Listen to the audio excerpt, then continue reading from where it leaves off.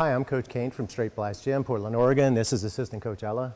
I want to work a particular problem in mount top today, and it's when you're in mount top, the bottom person has turned up on their side and they're framing and pushing on your knees. It's a particularly problematic area for me, so I want to show you a couple of solutions that work really well. So I get mount, and I could be in a high mount or I could be in a low mount, but Ella manages to get up on her side there, and she's framing. She could, for this first one, she could be framing either on my hip or my knee. It doesn't really matter. I'm gonna remove this. And so one of the problems here is if I come up and try to remove this and she's got a good bite on my hip, she's gonna be sort of squirting out while I'm trying to make this go. And so rather than do that, we're gonna control her head, which will in turn control her shoulders, which will control her arms. And so when I feel that strong bite on my shoulder or my knee there, my first step is to squeeze my knees together tight to collapse the space up a little bit. And then my back leg is gonna scoot up a little bit behind because that closes up her avenue for shrimping. And then the thing I'm gonna do that's really gonna flatten her back out is I'm gonna bring my body over to this side like this and establish my good strong base. My elbow is gonna touch the mat right next to her head, and it's gonna come up across her cheekbone like that till she goes all the way back over flat, and then the hands will be done. I will be able to come up underneath the elbow so she can't frame again, and then reestablish my mount. So let's look again. Knee comes up, squeeze, base, elbow, there, and then underneath and reestablish.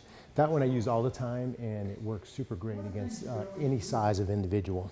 The second option, if they really feel squirty and I don't have the option to get my hands in right away, I'll show you an intermediate or an earlier stage thing you can do, especially if they're framing on the knee for this one. Yeah, there. She already feels like she's about to get out. She's framing on my knee, and I can feel my knee starting to go out. And so immediately, I can't squeeze my knees together because she's framed on it. So my back knee has to come up and attach.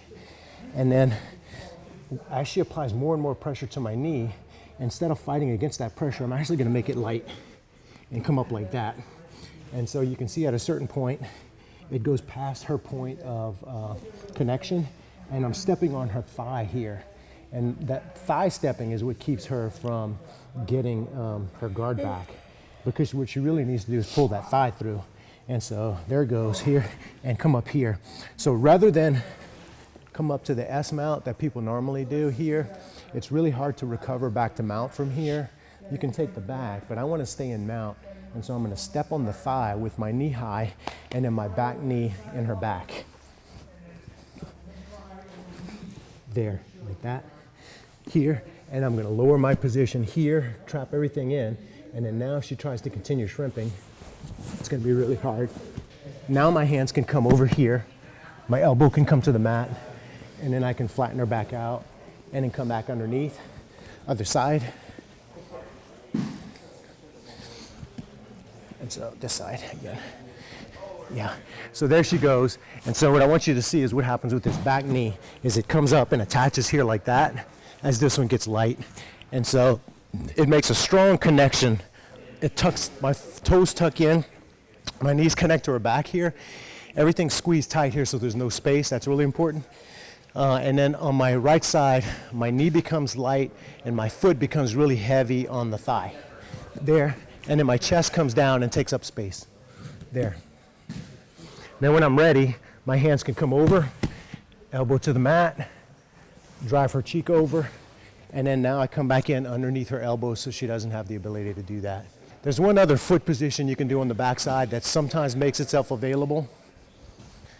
So as Ella comes up on her side, other way, there, I'll bring this up, make my right foot heavy, and sometimes this foot can actually come over the top like that and then capture that thigh, which will give me a little bit extra bite. There. And then now, when I do that, I can touch my toes, scoot down and really capture that hip girdle. Like that. And then now, I'm mounted low on her hip here with that squeeze.